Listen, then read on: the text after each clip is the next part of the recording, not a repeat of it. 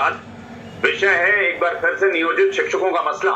आज सक्षमता परीक्षा को लेकर ये कहा जा रहा है कि नियोजित शिक्षकों की शिकायत है या उनका कहना है कि बहुत कठिन प्रश्न पूछे जा रहे हैं और कुछ शिकायतें और भी जो आई हैं मैं एक बार बता दूं। कहा यह गया है कि हम लोग तो सरकार की शर्त मानकर परीक्षा दे रहे हैं, लेकिन बहुत जल्द नीतीश जी को भी परीक्षा देनी पड़ेगी। अब ये पता नहीं ये चेतावनी है नीतीश कुमार के लिए कि चुनाव में उनको ये बात की जा रही है कि परीक्षा देनी पड़ेगी। कहा गया है कि सरकार की हर शर्त हमने मानी, लेकिन सरकार हमारी किसी भी शर्त पर एक कदम भी आगे बढ़कर उसने अब तक सहमति नहीं जताई, चाहे वो ऐच्छिक स्थानांतरण की बात हो या प्रमोशन की बात हो। इसको लेकर सरकार कुछ नहीं बोल रही है, जबकि हमने परीक्षा जैसी शर्त भी स्वीकार की है। इसी पर हम चर्चा करेंगे कि आखिर क्या शिकायतें और रह गई हैं और परीक्षा को लेकर क्या कुछ आपत्ति है। हमारे साथ तमाम मेहमान जुड़े हैं इस वक्त। शिक्षकों की तरफ से शिक्षक नेता अमित विक्रम जी। अमित जी नमस्कार, बहुत बहुत स्वागत आपका। छात्र नेता दिलीप जी हैं। दिलीप जी नमस्ते, आपका भी बहुत बहुत स्वागत है जी। सत्ता पक्ष से पीयूष शर्मा जी बीजेपी के प्रवक्ता हैं और धीरज कुशवाहा जी जेडीयू की तरफ से हैं। आप दोनों को नमस्कार, बहुत बहुत स्वागत आप सबका। विपक्ष से एजाज अहमद साहब हैं आरजेडी की तरफ से। एजाज साहब नमस्कार, आपका भी बहुत बहुत स्वागत है। अमित विक्रम जी, अगर शुरुआत आपसे ही करें तो बताइए क्या क्या शिकायतें हैं। काफी कुछ ये मतलब मैं तो ये लाइन देखकर समझ में नहीं आया कि क्या ये नीतीश कुमार परीक्षा देंगे, फिर से क्या ये कहा जा रहा है। नीतीश कुमार को कौन सी परीक्षा आप लोग उनकी लेने जा रहे हैं? देखिए, वो थोड़ी अतिशयोक्ति है। जिस परीक्षा देंगे, लोकतंत्र है, लोकतंत्र में सभी राजनीतिक दल तय समय पर लोकसभा और विधानसभा को परीक्षा देते हैं। वो कोई नई बात नहीं है और वो उसी संदर्भ में समझा जाए कि सरकार का कामकाज कैसा रहा, इसकी समीक्षा वो परीक्षा करिए, समीक्षा करिए, वो चुनाव के लोकतंत्र में होती है। तो कोई नई बात नहीं है। लेकिन जो मुख्य बात है शिक्षकों के तरफ से वो ये है कि हमने अब तक सरकार की हर शर्त मानी, हर बात हमने मानी और हमने माननीय शिक्षा मंत्री विजय चौधरी जी के द्वारा दिए गए आश्वासन और सदन में उनके दिए गए वक्तव्य को भरोसा करके उनकी बात को मानी। अब केंद्र सरकार के पाले, सरकार ने कहा कि राज्यकर्मी बनने की परीक्षा दीजिए, हमने कहा ठीक है। कहा कि मामूली दीजिए, हमने कहा चलिए ठीक है। फिर कहा नहीं यूपीएससी के पैटर्न सिलेबस को दीजिए, हमने कहा ठीक है। कहा ऑनलाइन दीजिए, वो भी ठीक है। कहा जूता मोजा बाहर खोल दीजिए, हमने कहा वो भी ठीक है। बेल्ट खोल दीजिए, टोपी खोल दीजिए, मतलब जैकेट खोल दीजिए, हमने कहा सब ठीक है। परीक्षा हर शर्त को मान के हमने परीक्षा दी। अब केंद्र सरकार के पाले में है कि हमारी जो 4 प्रमुख मांगे हैं। पहली मांग है ऐच्छिक जिला में पोस्टिंग, जिस जिला में हम हैं या जाना चाहते हैं वहीं पर हमारी पोस्टिंग हो, किसी तीसरे चौथे जिले में पोस्टिंग हो। सेवा निरंतरता, हमने 10 साल 20 साल की जो सेवा की है शिक्षक के पद पर, वो हमारी जारी रहे, बरकरार कंटिन्यू माना जाए, सेवा निरंतरता हमें मिले। प्रोन्नति का लाभ, पूर्व में जो भी तय है प्रोन्नति का लाभ बैक डेट से हमको जोड़ के दिया जाए। हमने 20 साल जो सेवा की उसकी गणना हो, बेसिक ग्रेड से स्नातक ग्रेड या स्नातक ग्रेड से प्रधानाध्यापक के पद पर, वो प्रमोशन का हमें लाभ मिले। और चौथा, वेतन वृद्धि सरकार तय करे। नियमावली में लिखा है कि फिटमेंट मैट्रिक्स के अनुसार वेतन तय होगा, जल्द विचार करके निर्णय ले। हमने सरकार की हर शर्त मान ली, मान करके परीक्षा हम दे रहे हैं। अब परीक्षा कह लीजिए या कह लीजिए गेंद जो है वो सरकार के पाले में है। सरकार पर अब यह निर्भर करता है कि वो जो एक नैरेटिव चलाने की कोशिश कर रहे थे, शिक्षक परीक्षा से डरते हैं, भागते हैं, वो नैरेटिव खत्म हो गया। आप देख रहे हैं 100% उपस्थिति है और वो नैरेटिव अब नहीं चलेगा। परीक्षा से हम डर रहे हैं, परीक्षा दे अब बाकी मांग को पूरा कीजिए। ठीक है अमित जी, हाँ छोटी छोटी बातों की तो सबसे रिएक्शन भी ले लूंगा। मैं एक बार पीयूष जी के पास चलता हूँ। पीयूष जी, ये सवाल तो उठ रहा है कि जो आप लोगों ने कहा, एक तो आरोप ये भी लगा कि आप लोग अपनी बात पर कायम नहीं रहे। अगर कहा गया था कि मामूली परीक्षा होगी, फिर उसके बाद आपने कहा कि बीपीएससी के पैटर्न पर परीक्षा लेंगे, और सही बात है कि परीक्षा तो देने वाले दे ही रहे हैं। लेकिन एक सवाल ये उठता है कि जब आपने उसको सक्षमता परीक्षा कहा है, यानी इस परीक्षा के हिसाब से आप तय करेंगे कि ये राज्यकर्मी बनने के काबिल थे, सफल हुए हैं, तो फिर उनको तो भाई 20 साल या 15 साल काम किया है, तो सीनियोरिटी वो तो मिलनी ही चाहिए ना उनको, वो तो उसके हकदार बनते हैं। अगर वो परीक्षा में सफल होते हैं और राज्यकर्मी का पद, वो राज्यकर्मी का दर्जा डिजर्व करते हैं, इसका मतलब है कि वो वरिष्ठता भी डिजर्व करते हैं।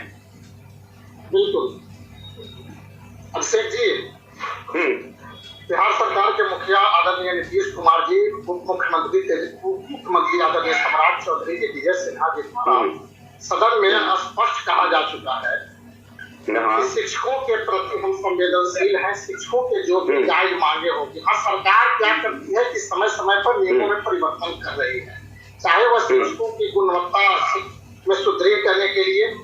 शिक्षा मंत्री विजय चौधरी जी ने सदन में सभी सदन के सदस्यों के बीच बिहार की जनता के समक्ष यह बताने का काम किया है कि नियोजित शिक्षकों के लिए 5 परीक्षाएं होगी, 3 परीक्षाएं ऑनलाइन होगी और 2 परीक्षाएं ऑफलाइन होगी।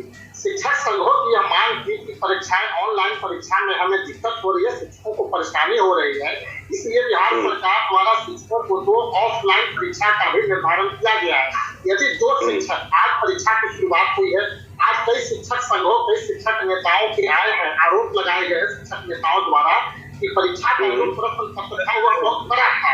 सरकार के पास भी यह संदेश पहुंचा है, सरकार निश्चित रूप से विचार करने का काम करेगी और सरकार को पहले ने यह स्पष्ट कर दिया है कि 3 परीक्षाएं ऑनलाइन होंगी, इसके बाद 2 परीक्षा ऑफलाइन। सुनिए, पीयूष जी, ये परीक्षा आप 3 लीजिए या 5 लीजिए, वो तो फिर देना तो उन्हीं को है ना, जो परीक्षार्थी हैं या जो शिक्षक हैं।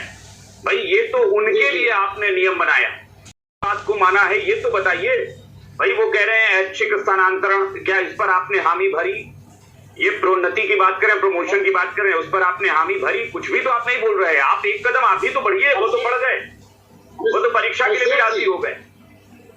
ऐच्छिक स्थानांतरण के विषय पर अभी तक राज्य सरकार से कोई फैसला नहीं लिया गया है कि इनका ऐच्छिक स्थानांतरण जिले से बाहर होगा या जिले में होगा, क्योंकि हम लोग भी यह जान रहे हैं कई शिक्षक ऐसे हैं जिनकी उम्र 55 से 58 साल है, वो 50 साल से उम्र के हैं।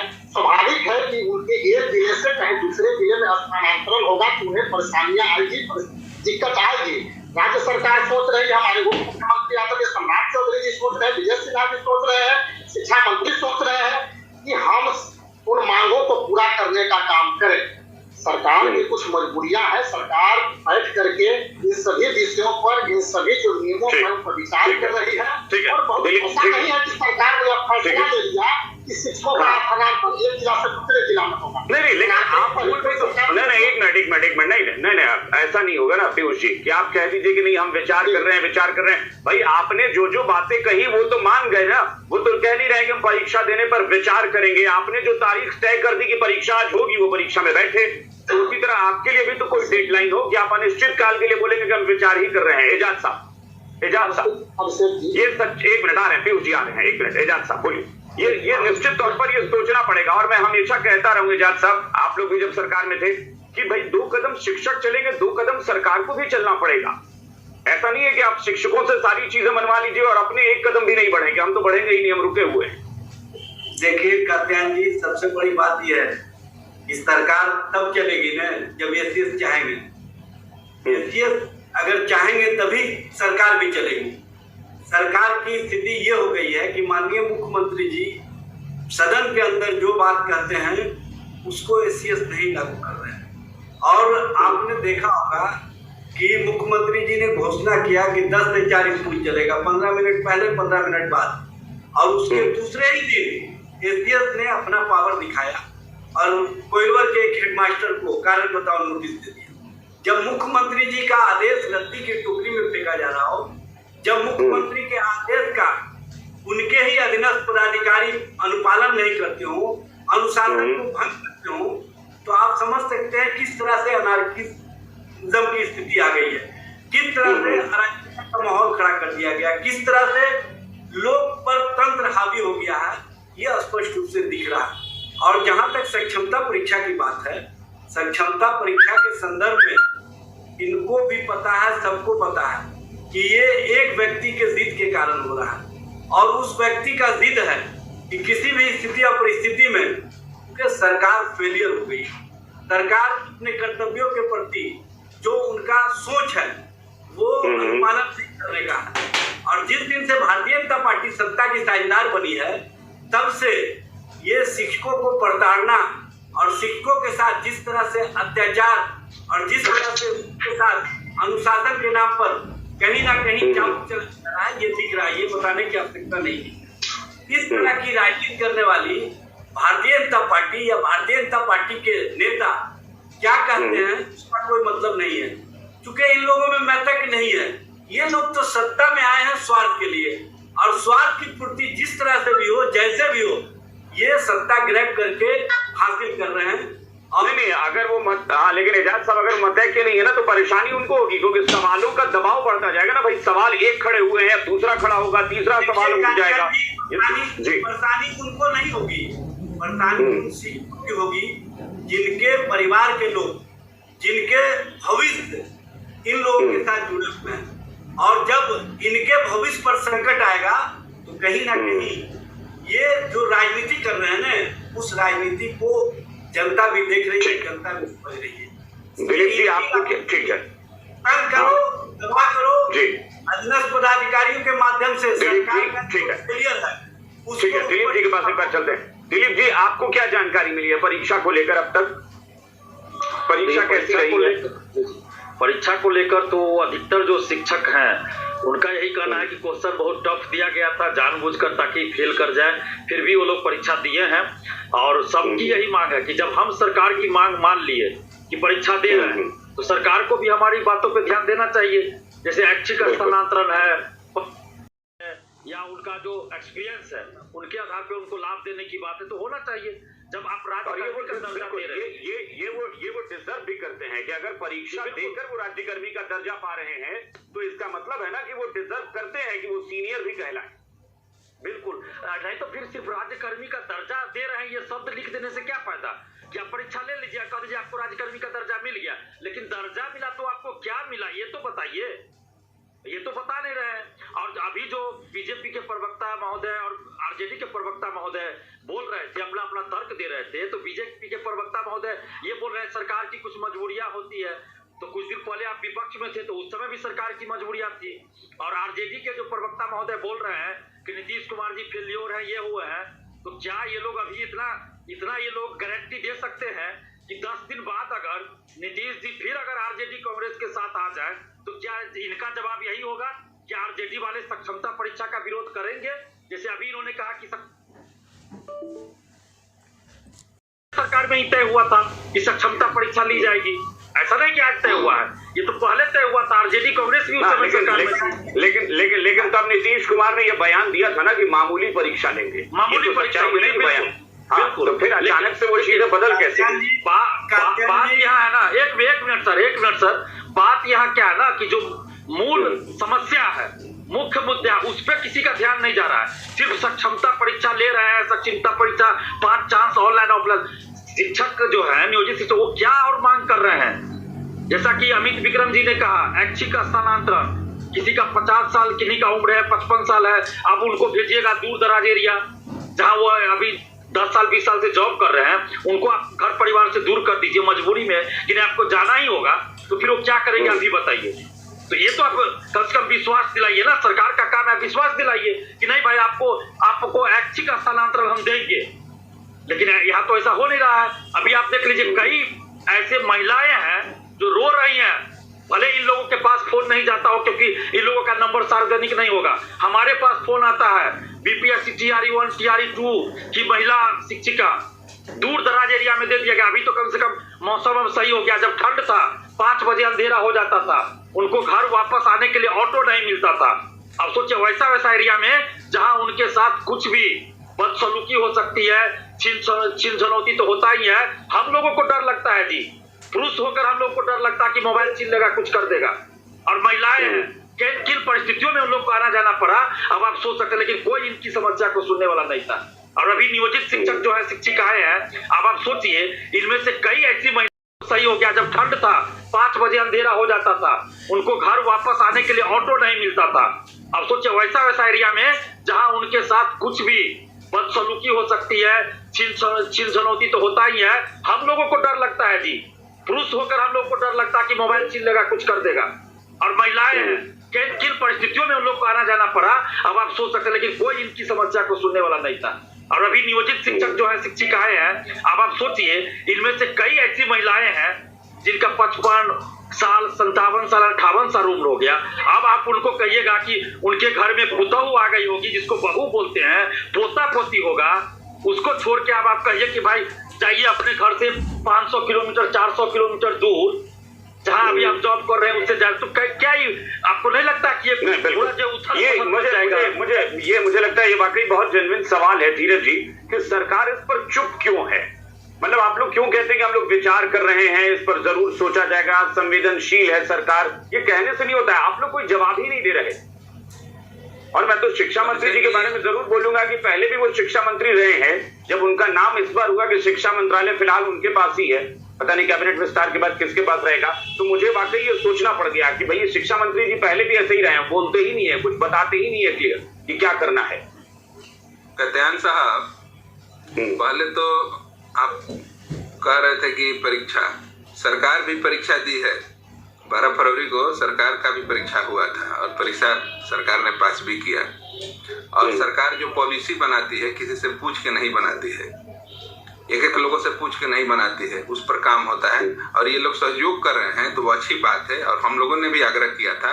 लेकिन अगर कोई परीक्षा दे रहा है राजकर्मी बनने के लिए तो कोई किसी पे एहसान नहीं कर रहा है। अभिषेक जी देखिए, सरकार का जो निर्णय हो गया उसका पालन करना चाहिए। आपको राजकर्मी का दर्जा चाहिए, सरकार ने एक पॉलिसी लाया, आप पहले तो राजकर्मी तो आप बन जाइए, उसके बाद आपको जरूरत पड़ेगा कि आपको सीनियरिटी के हिसाब पर आपको वेतनमान होना चाहिए, सीनियरिटी जूनियरिटी, ये सब तो बाद की बातें हैं। सरकार संवेदनशील है, हम लोग शुरू से बोलते आ रहे हैं और इस पर काम हो रहा है और होगा।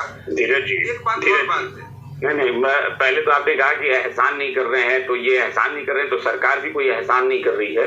वो इतने साल से काम कर रहे हैं। राज्यकर्मी का दर्जा भी आपने ऐसे नहीं दे दिया, आपने भी आप शर्त लगाई ना कि भाई परीक्षा दीजिए तब राज्यकर्मी का दर्जा देंगे। वो दे रहे हैं, लेकिन वो दे रहे हैं तो फिर वो अपना हक भी नहीं, तो वो अपना हक भी चाहेंगे ना, हक चाहेंगे ना, वो चाहेंगे ना कि आप राज्यकर्मी का दर्जा देने की बात कर रहे हैं तो आपकी अपनी पॉलिसी, आपने कहा कि पॉलिसी पूछ कर नहीं बनाई जाती है, ये विडंबना है। मैं इसको बहुत वाहवाही में नहीं कहूंगा। अगर पॉलिसी आप आम लोगों के बारे में सोचकर या उनसे विचार करके नहीं बनाते हैं तो ये बहुत अच्छी चीज नहीं है।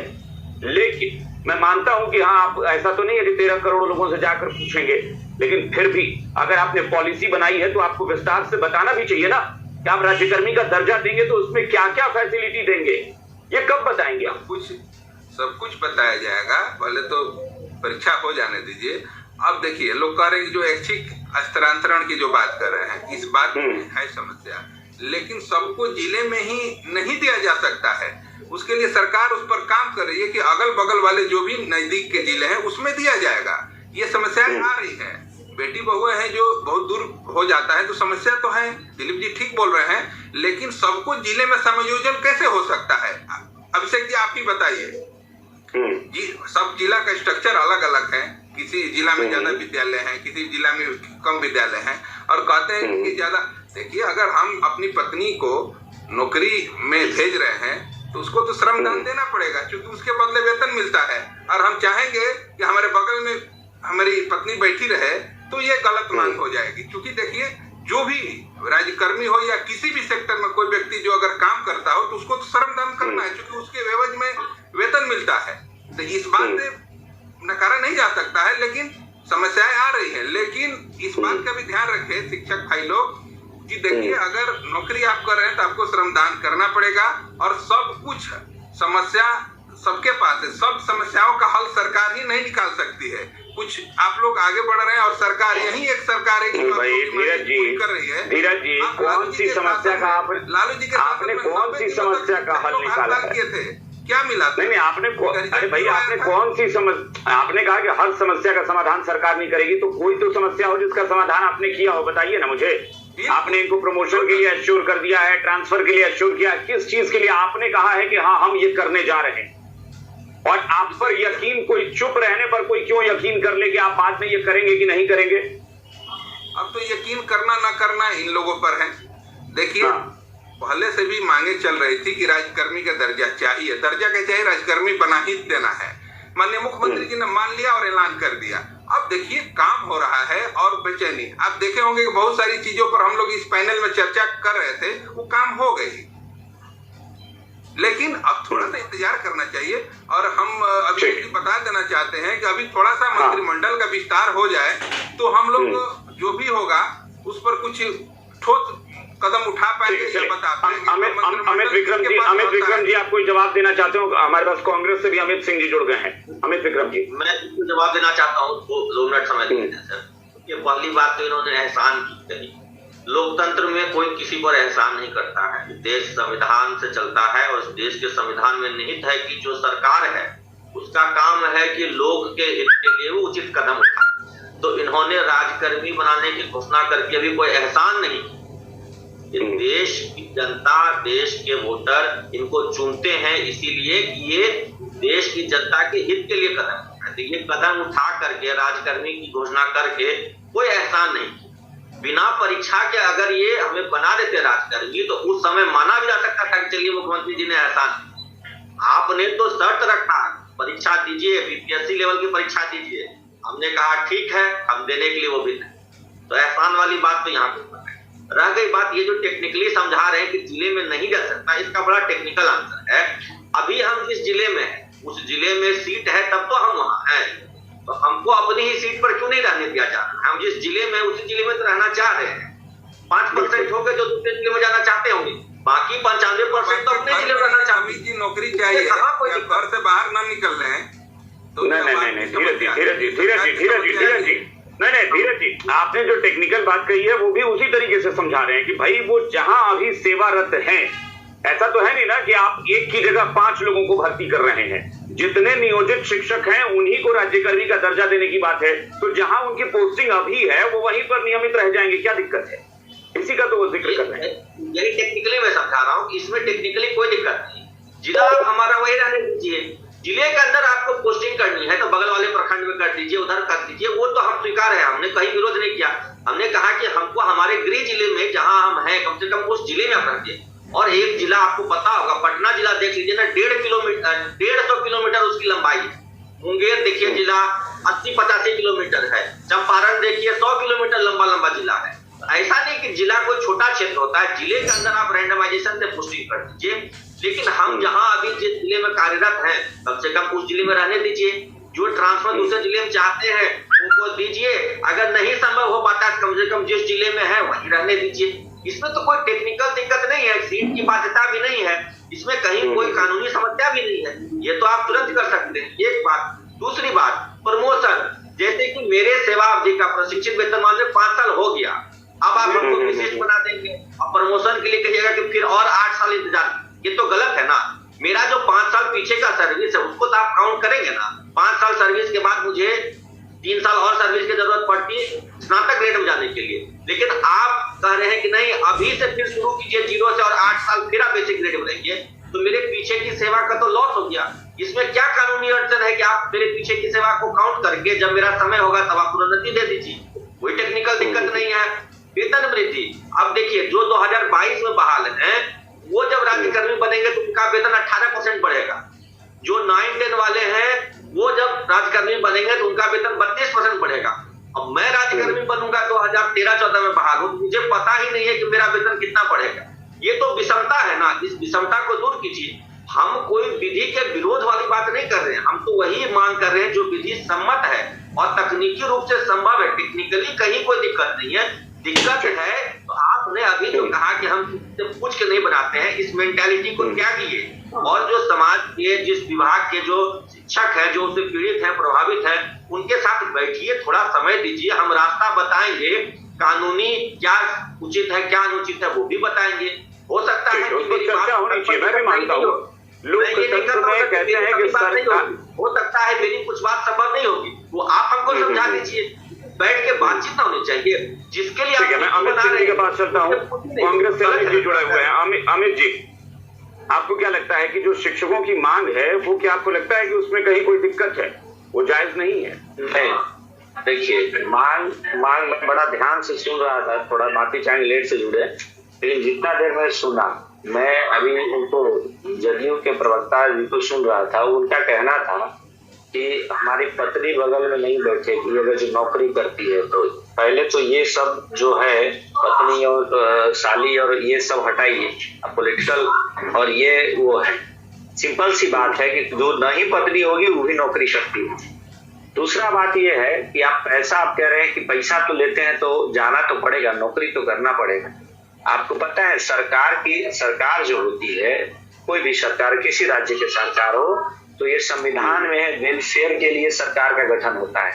ये जो विभाग होती है वो वेलफेयर के लिए होता है। ये कोई तानाशाह का नहीं है, राजा का दरबार नहीं है कि आप हाक दिए जाएंगे, लोग मान लिए जाएंगे। सरकार की व्यवस्था ही सरकारी होती है वेलफेयर के लिए। पैसा के बदले आप नौकरी नहीं दे रहे हैं, आप उससे योगदान नहीं ले रहे हैं।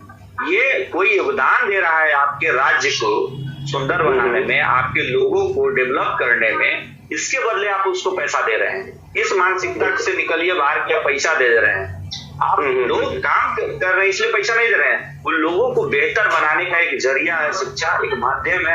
आपको एक चीज और मैं बताना चाहूंगा, पता है आपको 2006 से ही 2004-06 से पूरी दुनिया जैसे मिडिल ईस्ट से लेकर कई सारे दुनिया, अफ्रीका तक भारत के शिक्षा व्यवस्था को अपनाने के काम कर रही है। अभी यूएई में आप देखिए कि हमारे लोगों को शिक्षा को लेके हम लोगों को इनवाइट किया जा रहा है। पूरी दुनिया में भारतीय शिक्षा प्रणाली को लेके बात चल रही है और लोग हमारी शिक्षा पद्धति को अपना रहे हैं।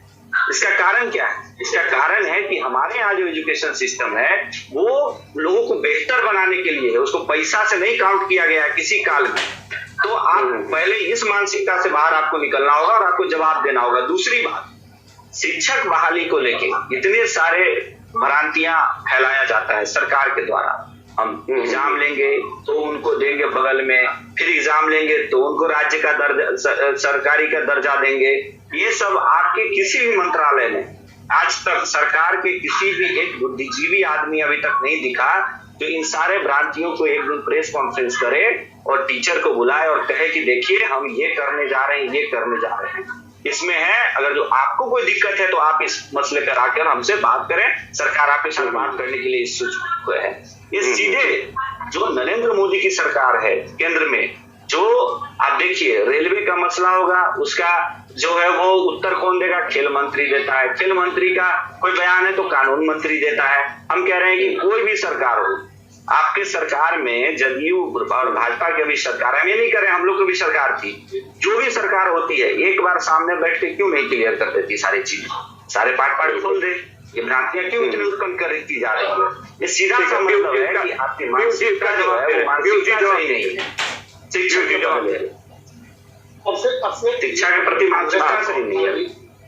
हाँ, कांग्रेस के प्रवक्ता भाई जो बोल रहे थे कि इसके लिए भारतीय जनता पार्टी बिहार में तो शिक्षा मंत्री के रूप में कांग्रेस ने अधिक वर्षों तक शासन करने का काम किया। क्या हर्ष हुआ था शिक्षा विभाग का? मैं बताना चाहता हूँ 2000 में लालू प्रसाद यादव जी की सरकार थी। अभी बोलिए ना, इतिहास में अभी की बात कीजिए ना। सुनिए ना क्या हुआ है, क्या देश को अभी वर्तमान के मुद्दे पर रखा जाए, दूसरे का वक्त बर्बाद न करें, दूसरे का वक्त बर्बाद कीजिए।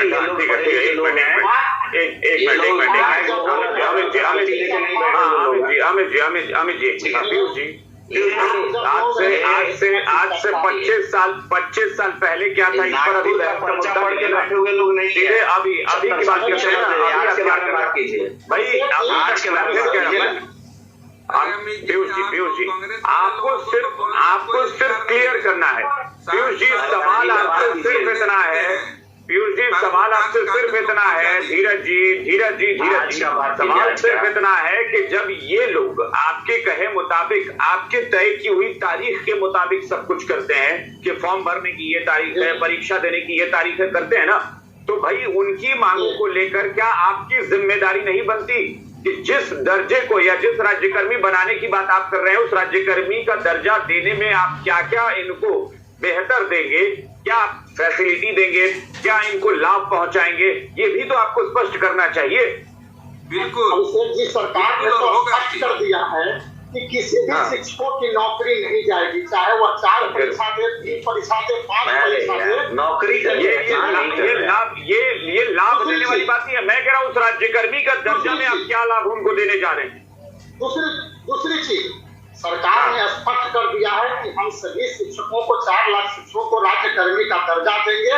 और जहां तक स्थानांतरण की बात है, अभी तक स्थानांतरण के ऊपर कोई पत्र नहीं निकला है कि कोई इस जिले से लेकर के सरकार के भी नजर में है कि शिक्षकों की उम्र 50 साल से अधिक है, उनको इस जिले से उस जिले में स्थानांतरण करने में काफी परेशानियां होगी। तो सरकार द्वारा यह पत्र भी नहीं निर्गत किया गया है कि एक शिक्षक को दूसरे जिले में या बाहर के जिलों में स्थानांतरण किया जाएगा। तो अब ये तो अजीब, नहीं, अब ये तो अजीब सी बात है ना कि आपने कह दिया कि ऐसा पत्र जारी नहीं किया गया है कि ट्रांसफर होगा, लेकिन ऐसा भी तो पत्र जारी नहीं हुआ है ना कि ट्रांसफर नहीं होगा। भाई इसमें मतलब आपने नहीं जारी किया है तो मान लिया जाए कि नहीं आप नहीं करेंगे। अभिषेक जी, समय के साथ सारी कार्य सरकार करेगी। अभी सरकार को मैं बताया, सरकार के गठन के ये गजब का नहीं, ये गजब का आपने मतलब इस बात कर दी कि वो हवा में एकदम तीर चला दिया गया, तुक्का छोड़ दिया गया। भाई आप कह देंगे कि हमने तो ऐसा कुछ पत्र ही जारी नहीं किया है कि राज्यकर्मी का दर्जा मिलने के बाद आपको सिर्फ 20,000 मिलेगा, तो ये भी तो लोग सोच लेंगे कि अच्छा आपने ऐसा लेटर जारी किया है क्या कि 1 लाख रुपए मिलेंगे। मुख्यमंत्री सम्राट चौधरी की जो आपकी आवाज बीच में कट रही है। मैं एक ट्रांसफर को लेकर मैं एक सिर्फ अमित जी बस इतना, एजाज साहब के पास चूंकि मैं जाऊंगा, अमित जी सिर्फ इतना बताइए कि मैंने सुना था शिक्षा मंत्री ने बयान दिया था शायद कि महिलाओं को और दिव्यांगों ये 2 कैटेगरी में ट्रांसफर वाला जो है ऐच्छिक स्थानांतरण होगा, ये बात आई थी सामने। 2020 में नियमावली जो बनी थी उसमें यह प्रावधान था कि महिलाओं और दिव्यांगों को ऐच्छिक ट्रांसफर दिया जाएगा, लेकिन नियमावली बनी 4 साल बीत गया, हम राज्यकर्मी होने जा रहे हैं अब, लेकिन इस बीच में ऐच्छिक ट्रांसफर की सुविधा नहीं मिली। अभी हम वर्तमान में ये चाहते हैं कि हमने जो परीक्षा दी है उसमें हमसे 3 जिलों का ऑप्शन लिया गया है कि किन 3 जिलों में आप पोस्टिंग चाहते हैं। हमारा केवल ये कहना है कि हमारा जो फर्स्ट चॉइस जिला है हमको वो जिला दे दिया जाए, हमको अपने जिले से बाहर नहीं भेजा जाए, केवल इतना कहना है। परीक्षा तो हम दे ही रहे हैं, बस सुनिश्चित ये किया जाए कि फर्स्ट चॉइस जो हमने जिला भरा है वैसी जिले में हमारी पोस्टिंग, हमको किसी बाहर दूसरे तीसरे या चौथे जिले में नहीं भेजा जाए। ठीक है एजाज साहब, ये मुझे लगता है कि एजाज साहब ये पहले भी रहा है कि शिक्षक जो है वो अपने जिले में रहते हैं तो माना जाता है कि शिक्षकों को थोड़ा दिमाग से भी वो जब एकदम प्रसन्न रहेंगे, वो घर के आसपास रहेंगे, तनाव नहीं लेंगे तो वो ज्यादा बेहतर शिक्षा दे पाएंगे। मुझे लगता है कि ये हमेशा से चर्चा होती रही है कि शिक्षकों को अपने होम डिस्ट्रिक्ट में ही होना चाहिए। देखिए कात्यायन जी, ये सब चर्चा तब उपयुक्त नजर आता है जब सरकार कार्य करती हुई दिखती हो। सरकार तो कार्य करती हुई दिख नहीं रही है। सरकार के स्तर से माननीय मुख्यमंत्री जो आदेश निर्गत करते हैं उसी आदेश को रद्दी की टोकरी में फेंक दिया जा रहा है और एसीएस के द्वारा जो आदेश निर्गत किए जाते हैं वो सब लोगों ने देखा, ये बताने की आवश्यकता नहीं है। अब पीयूष जी से या धीरज जी से जो पूछ रहे हैं ये लोग क्या बताएंगे जब मुख्यमंत्री जी बताने की स्थिति में नहीं है। मुख्यमंत्री जी कहीं ना कहीं हाथ उठा दिए हैं, असहाय महसूस कर रहे हैं और उस एसीएस की तारीफ कर रहे हैं, उस अधीनस्थ पदाधिकारी की तारीफ कर रहे हैं। ये तो अजीब विडंबना है।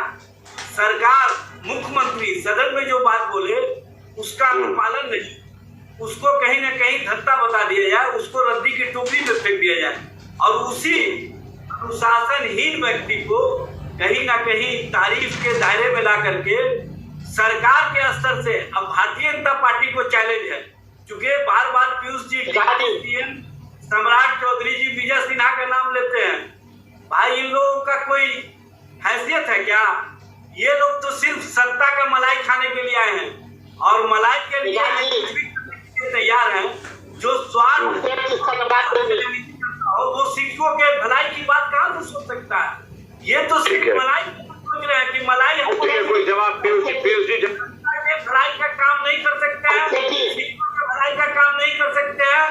हमने जो फैसले लिए थे ये इनके कार्यकाल में तो नहीं हुआ था। हमने जो फैसले देने का ये हमारी सरकार की उपलब्धि है, महागठबंधन सरकार की। ठीक है एजाज साहब नहीं अभी मैं कह रहा हूँ एजाज साहब ये अभी उपलब्धि नहीं एजाज साहब अभी उपलब्धि गिनाने का नहीं, आपको तो बल्कि अब दबाव, अब आपके लिए वक्त है एजाज साहब, अब आपके लिए वक्त है दबाव बनाने का। आपने जो उपलब्धि की आप कह रहे हैं कि मेरी उपलब्धि थी तो ठीक है, अब दबाव बनाने का वक्त है कि सरकार पर दबाव बनाइए कि वो चीजें हो। हमारे ही दबाव का ये नतीजा है कहीं ना कहीं हर स्तर पर झुकती हुई नजर आ रही है। और पीयूष जी आपकी बात का कुछ जवाब दे रहे हैं। पीयूष जी जवाब दीजिए जल्दी से, हम समय के साथ ये सरकार प्रयास कर ले, इनका प्रयास सफल नहीं हो सकता। जो आपने कहा सम्राट चौधरी जी या विजय सिन्हा जी कुछ नहीं चलता है, यानी कि कुछ नहीं है, तो आपके बहुत ताकतवर उप मुख्यमंत्री तेजस्वी यादव दिखते हैं और आपके शिक्षा मंत्री का यही कार्यालय पर घुसने का 1 माह 2 माह तक कार्यालय में घुसने नहीं दिया। कहाँ गया आपके बहुत ताकतवर उप मुख्यमंत्री तेजस्वी यादव क्या कर रहे थे? क्यों नहीं के पास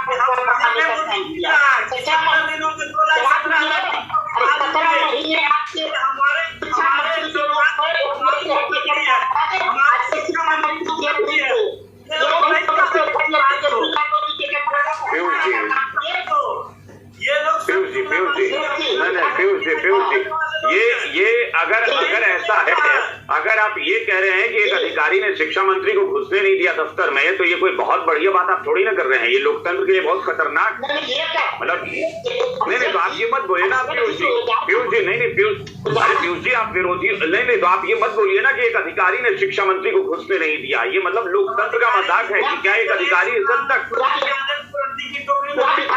एक अधिकारी पैदा कर दी गई है इस राज्य में। ठीक है, एक मिनट ठीक है पीयूष जी हाँ ठीक है। दिलीप जी ये मतलब मुझे अभी भी इतने देर की चर्चा में कहीं मुझे नहीं लगा कि सत्ता पक्ष एक बार भी ये बोल रहा हो कि हाँ हम ऐसा करेंगे। मुझे तो वही पीयूष जी की बात पे मुझे हंसी आ रही थी कि वो कह रहे थे कि हमने कब कहा है कि हम ट्रांसफर करेंगे। यहाँ तो ठीक है, हाँ दिलीप जी बोलिए। यहाँ तो ऐसे शिक्षा मंत्री है ना विजय कुमार चौधरी जी, जो बोलते हैं कि जितना रिजल्ट आएगा सब शिक्षक बनेंगे, 2019 STET याद होगा और किसी को नौकरी नहीं मिली। फिर बाद में बोलते हैं, अभी कुछ दिन पहले उन्होंने कहा कि शिक्षक भर्ती जो BPSC से हो रही, तो पहले हम लोग योजना बना चुके थे। तो भाई जब आप पहले योजना बना चुके थे कि BPSC से परीक्षा लेंगे, तो फिर क्यों आपने बोला था कि 7वें चरण की नियमावली आएगी और 7वें चरण में जितना सीट है उतना ही STET 2019 का हम रिजल्ट दे रहे हैं? तो अपनी बातों से ही शिक्षा मंत्री खुद फंस रहे हैं। और यहाँ तो मुख्यमंत्री जी बोल देते हैं कि सप्लीमेंट्री रिजल्ट बहुत जल्द आएगा TRE 2 का, और सप्लीमेंट्री रिजल्ट अभी तक नहीं आया। तो भरोसा किस पे करें? लिखित रूप में क्यों नहीं दिया जा रहा है? लिखित रूप में दे दिया जाए कि हाँ भाई हम ये करेंगे, क्या दिक्कत है? लिखित रूप में दे दीजिए जाए, लिखित देने में क्या दिक्कत है? यहाँ जब किसी की बात का कोई ये है ही नहीं, कल को मुकर जाएंगे तो क्या इसमें कहा जाए? 10 दिन के बाद पता चले कि भाई फिर गठबंधन बदल गया, सरकार बदल गई, फिर कहेंगे वो तो पिछली सरकार में ऐसा कहे थे, हम तो नहीं थे। तो ये तो चलता रहेगा बिहार में, कोई ठिकाना नहीं है कि 10 दिन के बाद क्या होगा, 10 दिन के बाद फिर गठबंधन बदलेगा, क्या होगा नहीं होगा, ये कोई नहीं कह सकता। बिहार है, कभी कुछ हो सकता है। तो इसलिए लिखित रूप में मिलना चाहिए, लिखित रूप में। ऐसा नहीं होता है, हो रहा है, गारंटी वाले से पूछ लीजिए, गारंटी देंगे। हो रहा है, देखिए भारतीय जनता पार्टी साथ है, जो सरकार रहेगी सर सुन लीजिए, भले दिलीप आप बोलिए दिलीप जी आप बोलिए। भले आप लोगों को बुरा लगे, मेरी सुन लीजिए यहाँ बैठे प्रवक्ताओं को भले बुरा लगे मेरी बात, लेकिन सच्चाई यही है कि नीतीश कुमार जी 2005 से बिहार के राजनीति के सुपर बॉस हैं, और जो भी पार्टी उनके साथ सरकार में रही है नीतीश कुमार जी के हाँ में हाँ मिलाती रही है। तो ये कहना कि फलना पार्टी फल, कुछ नहीं चलता। तेजस्वी यादव जी भी उप मुख्यमंत्री थे, सरकार में थे, क्या कर लिए? जो नीतीश जी का है उसी में हाँ मिलाए। कहा एक भी बात पे हम तो नीतीश कुमार जी को धन्यवाद देते हैं कि कम से कम हम लोग आंदोलन किए तो नीतीश कुमार जी की तरफ से कुछ जवाब आया, रिस्पॉन्स आया, और हम लोगों की बातों को, बहुत सारी बातों को माना गया। लेकिन तेजस्वी यादव जी जब विपक्ष में थे तो बड़ी बड़ी बात करते थे, और सरकार में आए तो एक बार तो हम लोगों से बात तक नहीं किए। इतना बार हम लोग लाठी खाए, जेल गए। लेकिन मुख्यमंत्री जी नीतीश कुमार जी को धन्यवाद देते हैं कि कम से कम उनके ऑफिस ने ट्वीट किया कि हम अधिकारियों से वार्ता करेंगे नीतीश जी, और बात मानी गई हम लोगों की। तो आज भी हम लोग तो कहेंगे नीतीश कुमार जी बढ़िया हम लोग के लिए। तो ये कहना, हर पार्टी सरकार में रही है, अब जनता देख रही है, हम लोग भी देख रहे हैं। तेजस्वी यादव जी से बहुत मोदी। नहीं, हमको रिजेक्ट करिए सर। आप किस तरह नहीं, ऐसे नहीं होता है। जीतन राम मांझी जी जब विपक्ष में थे ना, सुन लीजिए एजाज अहमद जी, हम किसी पार्टी का सपोर्ट नहीं कर रहे हैं। नहीं, आप सुन लीजिए। फिर क्यों आप यहाँ पर इतनी बड़ी बड़ी बातें करते हैं? आप जब नीतीश जी आपको बताइए, एजाज जी को अच्छा नहीं लग रहा है ना? आंदोलन सुन लीजिए ना, सुन लीजिए सही बातों सुन लीजिए। अरे आप लोग सुन में नहीं करते ना, तो पच नहीं रहा। आप लोग सुनते ही नहीं है। आप लोग पहले सुन लीजिए। एजाज जी सुन लीजिए, दिलीप जी नेता नहीं है, बेचारा भावनाओं को कह रहे हैं, सुन लीजिए। आप सुन लीजिए, एजाज अहमद थोड़ी गोल बात करेंगे, जो लगा मन में बोल दिए। और सुन लीजिए एजाज अहमद सर, आप वो दिन भूल गए जब यही बीजेपी नहीं कि आरजेडी का एजेंट है, और कभी आपके पार्टी के प्रवक्ता बोलते बीजेपी के एजेंट। आप वो दिन भूल गए जब बीपीएससी ऑफिस से आपकी सरकार थी ना, हम भी आपकी तेजस्वी यादव जी की, नीतीश कुमार जी की और बीपीएससी की तारीफ करते थे इसी चैनल पर कि बहुत अच्छे से बीपीएससी की परीक्षा हुई है।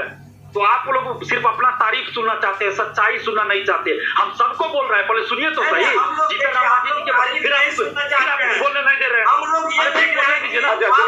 दिलीप जी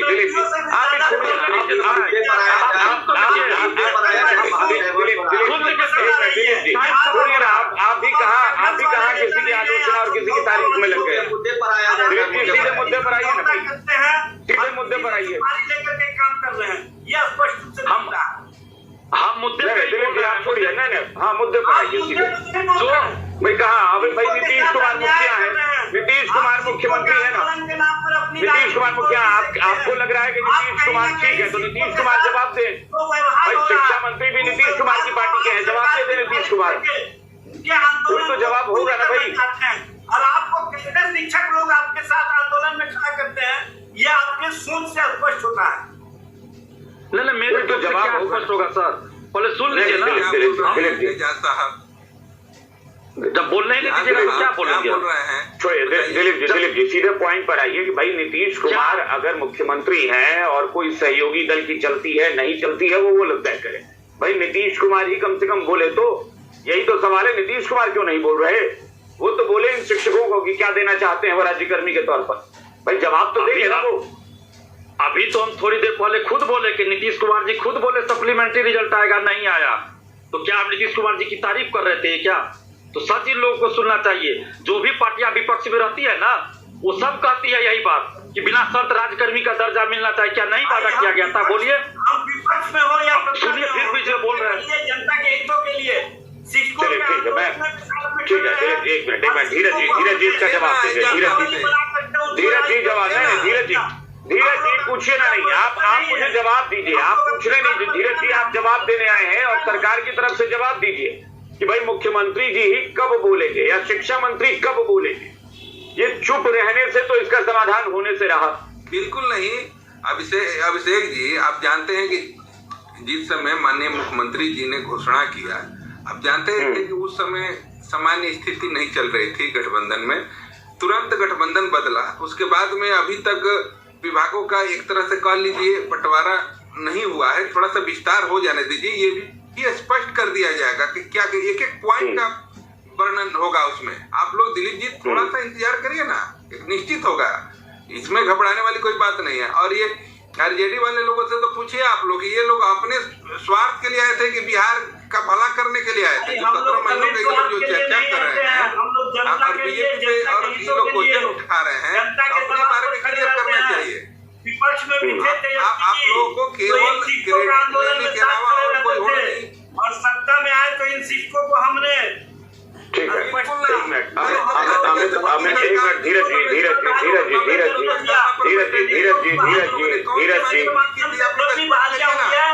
हमारी बोलने का नहीं हो जाएगा। और बिहार के बारे में आप बात करते हैं, कांग्रेस और आरजेडी के लोग कितना दिनों से सरकार चलाए हैं, जवाब दीजिए ना। जनता बिहार की जनता जवाब ठीक है धीरज जी एक मिनट ये, अरे भाई छोड़िए ना, आरजेडी सत्ता में स्वार्थ के लिए आए कर रहे हैं ना कि इसी सरकार मांग तो करेंगे ना, सरकार दे सकती है। हाँ तो ठीक है ना, तो वो दीजिए आप, अगर आशा है तो आप दीजिए ना। अमित विक्रम जी मुझे एक बात बताइए, मैं आपको सिर्फ सवाल पर धीरज जी और एजाज साहब थोड़ा एजाज जी अच्छा ठीक है एजाज जी एक मिनट। अमित विक्रम जी मुझे परीक्षा को लेकर एक बार बताइए कि जो परीक्षा हुई कैसी हुई है, क्या किस तरह के प्रश्न पत्र थे? परीक्षा में जो प्रश्न पत्र आए वो बीपीएससी के द्वारा जो परीक्षा ली गई थी उसी पैटर्न पर आई। हालांकि 15-20 question child psychology and development पे भी आए हैं जो कि उसमें नहीं आए थे बीपीएससी में। तो थोड़ा सा जो पैटर्न बताया गया था उससे डिविएट भी हुआ है, और जो क्वेश्चंस का जो स्टैंडर्ड है वो बीपीएससी के द्वारा जो परीक्षा ली गई थी उसी स्टैंडर्ड का है, क्या उससे बेहतर भी, लेकिन कहीं कमतर नहीं है मामूली। बीपीएससी वाला ये जो TRE1 TRE2 था उससे TRE1 TRE2 का जो परीक्षा हुई है उसी स्टैंडर्ड का है, उससे बेहतर ही है, लेकिन कमतर कहीं भी नहीं है। थोड़ा सा 1 to 5 में डिविएशन है उसमें कि 15 से 20 question child development and psychology pedagogy से भी आया है, तो वहां पे हल्का सा डेविएशन है 10-15% क्वेश्चंस का। जो पैटर्न बताया गया था उससे हट कर है, हालांकि स्वागत योग्य है, चाइल्ड डेवलपमेंट एंड पेडागोजी पर सवाल होना चाहिए। अभी जो ये पूरा विमर्श चल रहा है, जो इस मुख्य मुद्दे पर फोकस है कि जो शिक्षकों की मांग है ये स्वाभाविक तौर पर तय है कि जो सत्ता में रहेंगे वही पूरी करें। मैं ये नहीं कह रहा हूं कि जो विपक्षी पार्टी है वो पूरी, कल विपक्ष में कोई और थी, आज कोई और है, आज सत्ता में कोई और है, कल कोई और थी, ये सब चलता रहेगा, राजनीतिक पृष्ठभूमि अपनी जगह है। लेकिन जो लोकतंत्र में शिक्षकों का अधिकार है कि उनकी बात सुनी जाए। हम कोई चांद तारे नहीं मांग रहे हैं, हम आसमान नहीं मांग रहे, हम बहुत ही मूलभूत सुविधाएं मांग रहे हैं। हमने जो सेवा की इतने दिन उसकी गणना मांग रहे, हमारी उस सेवा को डिसकंटिन्यू नहीं कंटिन्यू माना जाए। बिल्कुल। जो हमारा फर्स्ट चॉइस जिला है जहां हम अभी कार्यरत हैं, या तो हमें वहां रहने दिया जाए या 5% ऐसे शिक्षक हो जो किसी अन्य जिले में जाना चाहते हैं उनको। 2 डिमांड मिल रही है। सेवा कंटिन्यूटी देना जरूरी है, मैं तो कह रहा हूं कानूनी रूप से जरूरी है। अगर ये नहीं देंगे तो हम कोर्ट जाने को मजबूर होंगे, कोर्ट से भी लड़के ले लेंगे, सेवा हमारी डिसकंटिन्यू नहीं कर सकते। अच्छा, वेतन वृद्धि में डिसिमिलैरिटी हो रही है, किसी का 30% बढ़ा है, किसी का 18% बढ़ा है, किसी का कुछ नहीं बढ़ रहा है। इसको हम कह रहे हैं कि दूर कर दीजिए, ये तो विधि सम्मत बात है, तो हम कोई गैर वैधानिक बात नहीं कर रहे हैं। जो भी लोग सरकार में बैठे हैं ध्यान पूर्वक दिल पे हाथ रख के कहिए कि आपकी हर शर्त जब हमने मान ली, परीक्षा देने के लिए कहा, ऑनलाइन देने के लिए कहा, बीपीएससी सिलेबस सब मान रहे हैं हम लोग, क्या ये सरकार का दायित्व नहीं है कि आप हमारी बातों को भी सुने? एक दिन बुलाइए मंत्री जी, जो भी शिक्षा मंत्री अभी हैं या कोई नए आते हैं, एक दिन बुलाइए ना शिक्षक संगठनों को, शिक्षक नेताओं के, कि आइए आपकी बात हम सुनेंगे, बात उस पर होगी, जो प्रस्ताव है उस पर चर्चा कीजिए, क्या विधि सम्मत है उसको कीजिए। लोकतंत्र में तो डायलॉग होना चाहिए, पॉलिसी बनती है तो जिनकी छोटी टिप्पणी अमित जी मुझे लगता है, हाँ मुझे भी लगता है कुछ मांगे ऐसी हैं जो बहुत जेन्युइन मुझे लग रही हैं, खासतौर पर जो बार बार ये अमित विक्रम जी कह रहे हैं कि जो आपकी पहले की दी हुई सेवा है इसको आप कंसिडर कैसे नहीं करेंगे। अगर आप राज्यकर्मी का दर्जा दे रहे हैं तो इस परीक्षा के बाद से आप उसको नई नियुक्ति थोड़ी ही ना मानेंगे। भाई हमने इतने साल सेवा दी है, आपको सीनियरिटी तो मिलनी ही चाहिए ना, वरिष्ठता। अमित जी।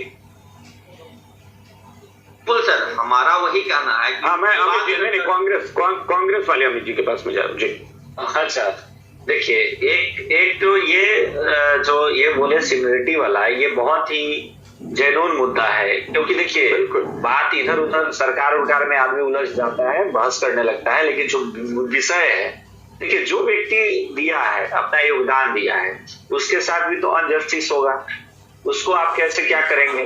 2-3 पॉइंट है, देखिए बहुत ज्यादा नहीं है इसमें इश्यूज, जो कि सरकार इस पर डायलॉग कहाँ कमजोर हो रहा है। डायलॉग वहां कमजोर हो रहा है जहां एक तरफ से मांग हो रही है और दूसरे तरफ उसका समुचित जो होना चाहिए जवाब वो न देके, सही जवाब न देके फिर कोई नया तिकड़म लगा दिया जा रहा है, वो जवाब नहीं आता, फिर कोई नई बात कह दी जाती है, तो यहाँ डिस्टर्बेंस है, इस बात को समझिए। दूसरी बात यह है कि सरकार की तरफ से होना ये चाहिए कि सरकार की तरफ से जो भी प्रोसेस किया जा रहा है उसको एक प्रेस कॉन्फ्रेंस करे, प्रेस कॉन्फ्रेंस करके सरकार का प्रवक्ता अपनी बात कहे, अपने शिक्षा मंत्री हैं वो इस बात को स्पष्ट कर दें कि देखिए आपकी ये मांगे है, हमारा जो प्रक्रिया है वो ये है, फिर उस पर डायलॉग होगा ना, तो वो तो हो नहीं रहा है।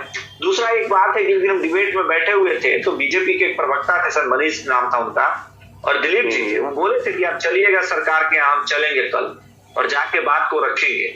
ठीक है, वो पता नहीं हुआ कि नहीं, इनके साथ फिर डायलॉग हुआ कि नहीं, भाजपा वालों ने किया कि नहीं, हमको नहीं पता है।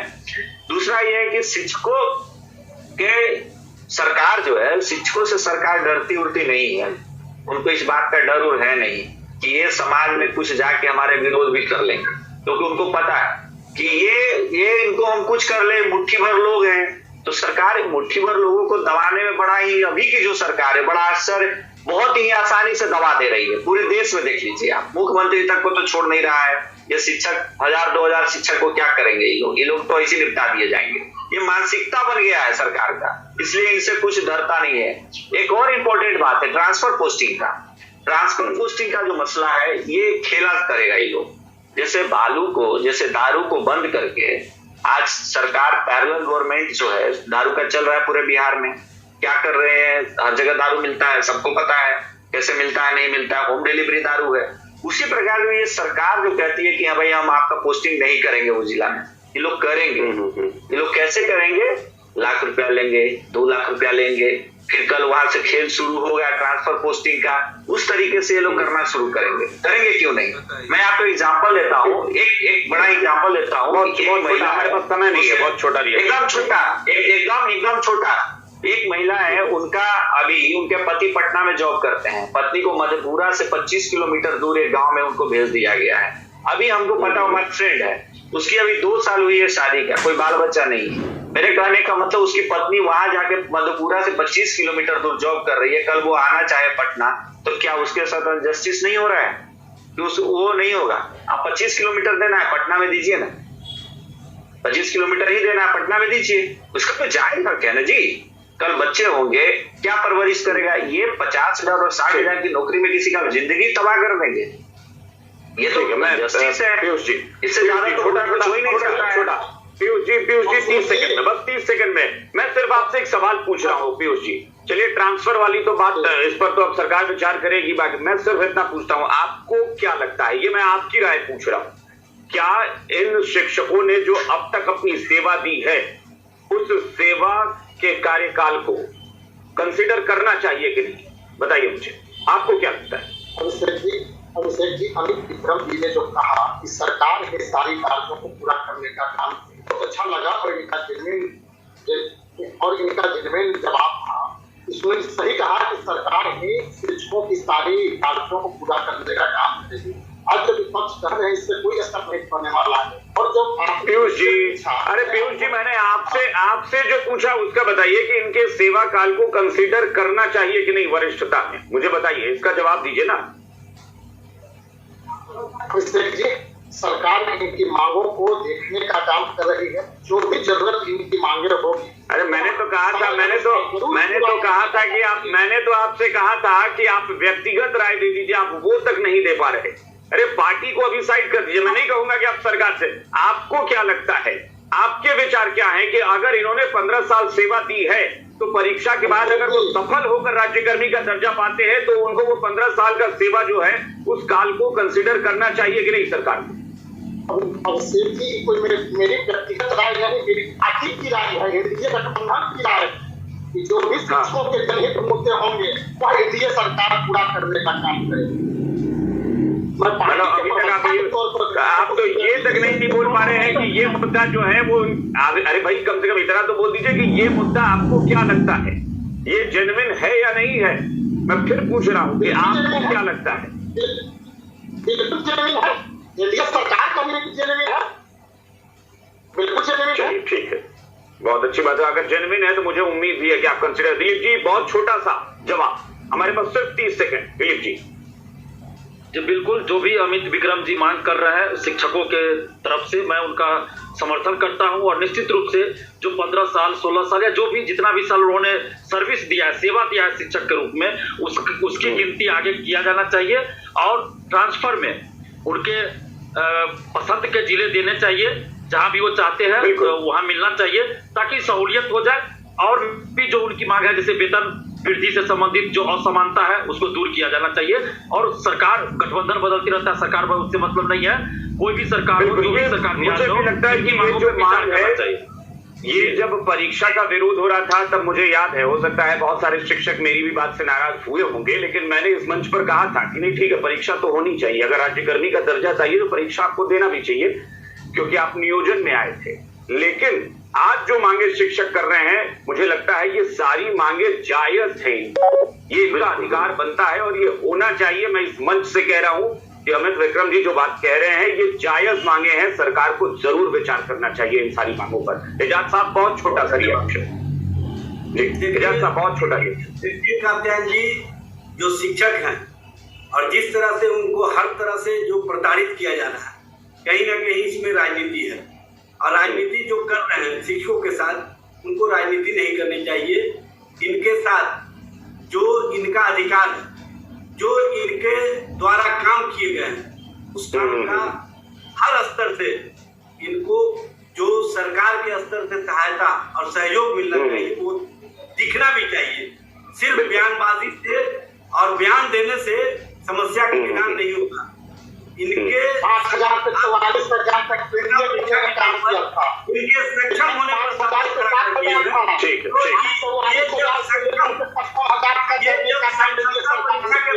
पीयूष जी हाँ जी, जब ये अपने आप को सक्षम होने का प्रमाण दे देंगे तो सरकार को भी चाहिए इनके प्रमाण का आकलन जब कर चुकी है, सम्मान कर। बिल्कुल, मैं अगर वो साबित कर रहे हैं परीक्षा देकर कि हाँ मैं काबिल हूँ, मैं सक्षम हूँ और मैं राज्यकर्मी का दर्जा परीक्षा देकर ले रहा हूँ, तो फिर उनके पुराने सेवा काल का भी सम्मान करना ही चाहिए सरकार को। बहुत छोटा सा रिएक्शन धीरज जी, ये मैं कह रहा हूं अपने मन से, मैं एक एंकर के तौर पर, एक जर्नलिस्ट के तौर पर धीरज जी कह रहा हूं कि इनकी मांगे जायज हैं, ये मांगे जो उठा रहे हैं ये जायज है। देखिए अभिषेक जी, हम लोग इस पैनल में इसलिए नहीं बैठे हैं कि लोगों को खुश करने के लिए, जो सरकार का पॉलिसी है वो है, जो वर्तमान स्थिति है। अरे आपकी पॉलिसी का भी तो सम्मान हुआ है धीरज जी, आपकी पॉलिसी का सम्मान हुआ है के द्वारा। धीरज जी आपकी पॉलिसी का सम्मान हुआ है, आपकी पॉलिसी का सम्मान किया गया है धीरज जी, जब आप लोगों ने मांग की थी तो। अभिषेक जी यही उसी विषय पर आ रहे हैं कि एक बात जान लीजिए, वो जायज मांगे है, सरकार को अगर लगेगी तो जरूर पूरी की जाएगी, इसमें कहीं तक नहीं है। धीरज जी मैं फिर कह रहा हूँ, धीरज जी मैं फिर कह रहा हूँ कि आपकी जब पॉलिसी थी, आपने तय किया कि परीक्षा लेंगे, तो आपको याद होगा, आप बैठे होंगे इसी मंच पर, शिक्षकों के विरोध के बावजूद मैंने कहा कि नहीं परीक्षा देनी चाहिए, क्योंकि अगर वो राज्यकर्मी का दर्जा पाना चाहते हैं तो परीक्षा देनी चाहिए, लेकिन वहां आपका समर्थन था। लेकिन आज अगर ये मैं कह रहा हूं तो इसका मतलब है कि इनकी मांगे नाजायज नहीं है। भाई वो सक्षमता परीक्षा देकर साबित कर रहे हैं ना धीरज जी। भाई सरकार भी क्या करती है, आईएएस की परीक्षा भी आप लेते हैं तो वो साबित होता है ना कि भाई उस परीक्षा में सफल होकर वो आईएएस बन रहे हैं। बिल्कुल तो आप उसका सम्मान देंगे ना उस परीक्षा का। से बोलते आ रहे हैं और विशेष रूप से आपको कि आपने हमेशा शिक्षक भाई लोगों के लिए आपने आवाज उठाया है और बहुत सारा चीजों पर काम भी हुआ है और आगे भी होगा। हम तो यही कह रहे हैं कि देखिए मुझे भरोसा है, मैं आज भी कह रहा हूँ कि मैं तभी ये डिबेट का मकसद यही है कि आप लोग इस बात को समझिए। बिल्कुल, चलिए अमित विक्रम जी फाइनल कमेंट, हमारे पास समय नहीं। अमित जी फाइनली सर हमारा वही है, हमने सरकार की सभी शर्तों को माना, सरकार के सभी मापदंडों पर हम खरे उतरने के लिए तैयार हैं, उतर भी रहे हैं। अब गेंद सरकार के पाले में है, हमने सरकार की हर बात मानी। अब हमारी जो